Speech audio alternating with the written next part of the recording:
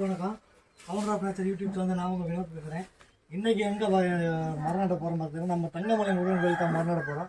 இந்த மரம் தான் பார்த்துக்கிட்டிங்கன்னா நமக்கே தெரியும். ஒரு 2.25 வருஷமாக வீட்டிலே பிளான் பண்ணி வளர்த்துருந்த அந்த மரத்தை. இது என்ன மரம் ஃபஸ்ட் சொல்லிக்கிறேன். சரக்கொன்னை மரம், அதாவது கேரளாவோட மாநில மரம் இருக்குது இந்த சரக்கொன்னை மரம்.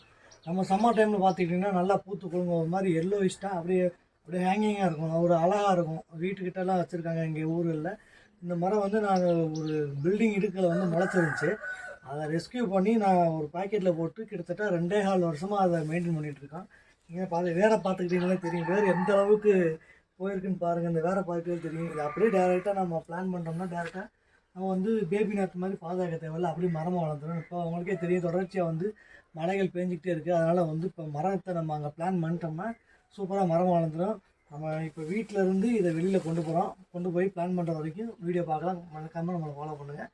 வாங்க மரம் நட போவோம்.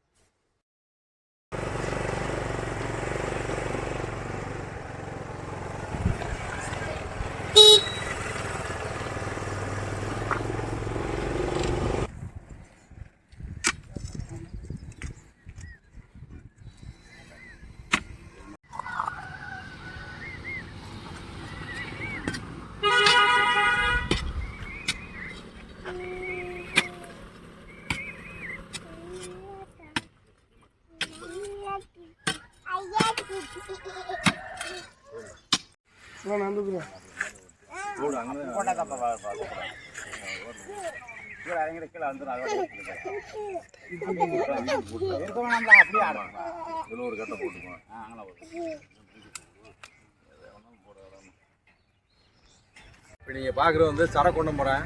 பார்த்தீங்கன்னா கிட்டத்தட்ட 10 ஃபீட் 10 அடி உயரம் இருக்கேன். இதை நம்ம வீட்டில் 2 வருஷமாக பாக்கெட்டில் வச்சு வளர்த்தது. நல்ல வேறு விடவும் பெரிய மரமாகவும் கொண்டு நட்டுருக்கேன். மரம் எதுக்கு வளர்க்குறோம்னா, மரம் வந்து நமக்கு தேவையான சுத்தமான பிராணவாயுவை கொடுக்குது. இன்னொரு ப்ளஸ் பாயிண்ட் என்னென்னா, அந்த வேர் வந்து பூமியில் பரவி மண் அரிமானத்தை தடுக்குது. நம்ம மெயினாக மண் அரிமானத்தை தடுக்கிறது மெயினான பணி. ஏன்னா இல்லாட்டி அரிச்சு பூரா கடல் கரைக்கு போயிட்டுருக்கு நம்ம இயற்கையானது.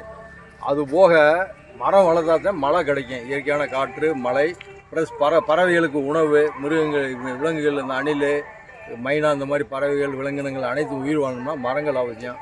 இயற்கையோடு இணைந்து வாழ்வோம். நன்றி, வணக்கம்.